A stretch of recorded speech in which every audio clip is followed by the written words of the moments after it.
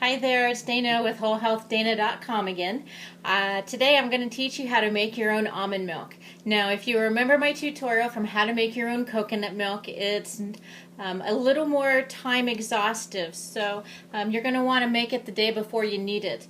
And that's specifically because your almonds should be soaking for about 12 hours before you make your milk. You need 1 cup of raw organic almonds.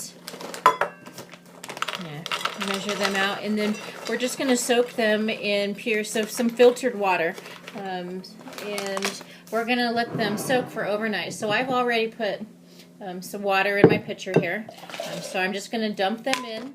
I'm going to cover them with a towel. I'm going to let them sit on the counter overnight, and then tomorrow we'll get started. Basically, you're going to want to soak your almonds prior to making your milk because it's going to reduce the phytic acid that is found in the nut. Now, that phytic acid is a protective measure for the almond, but it's not so good for us. So what it does is it prevents the absorption of calcium, magnesium, copper, iron, and zinc in our body, in our diet. So if we're eating a lot of these nuts and seeds, and we're not reducing or removing that phytic acid, we could be causing some mineral deficiencies and bone loss as a result. It's also going to encourage the almond to produce its own beneficial enzymes that are found within the nuts. It's going to increase the amounts of vitamins, and especially the B vitamins. It helps break down gluten, makes your digestion easier, and it also makes proteins more readily available for absorption. So that is why we soak our almonds prior to making our milk. Okay, so welcome to tomorrow. I have let this sit overnight, and I had to transfer it actually out of the pitcher I started with because I needed to use it. So I transferred it into a glass jar or a glass cup that had just a cover on the top to keep it covered overnight. And as you can see, it's kind of funky looking. So what we're going to do is I'm going to take this to the sink. I'm going to thoroughly rinse it, and then we'll get started with the next phase. Okay, so once you get them rinsed, they're going to look normal again. They're not going to have any of that funky stuff on it. So what we're going to do is we're going to grab the top to our blender. I use a Vitamix, and it's a high-speed blender.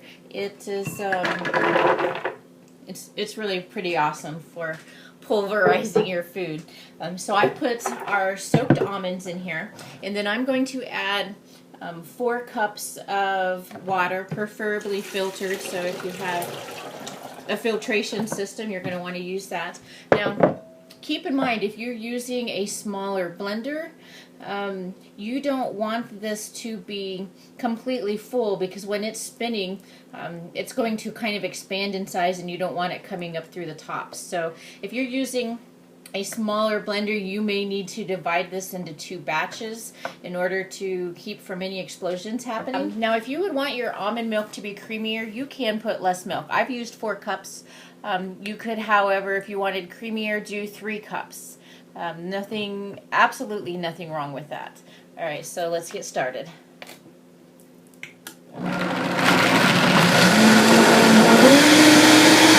Okay, so about after a minute, you can stop your blender. What I do is I take just an ordinary, like a kitchen tea towel, that I have, something that's not terry cloth with little fuzzy ends or anything like that, and I just line it in my mixing bowl or mixing pitcher, whatever you have.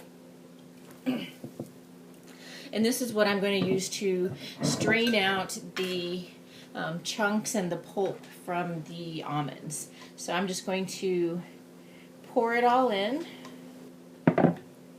and then gather up the sides, because I want to be able to squeeze and strain this.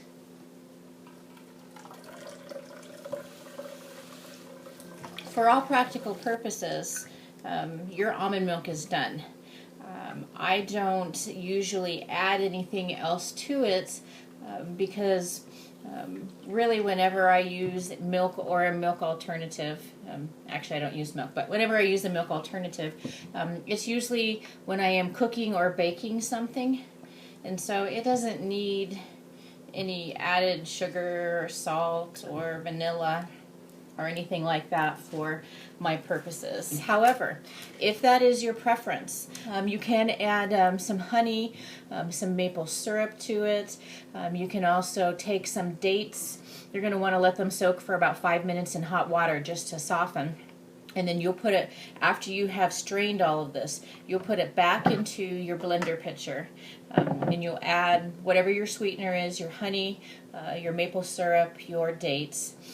You can also add a little bit, maybe probably about a fourth of a teaspoon of vanilla, maybe up to a half of a teaspoon. You can add that in there to give it a little bit more flavoring.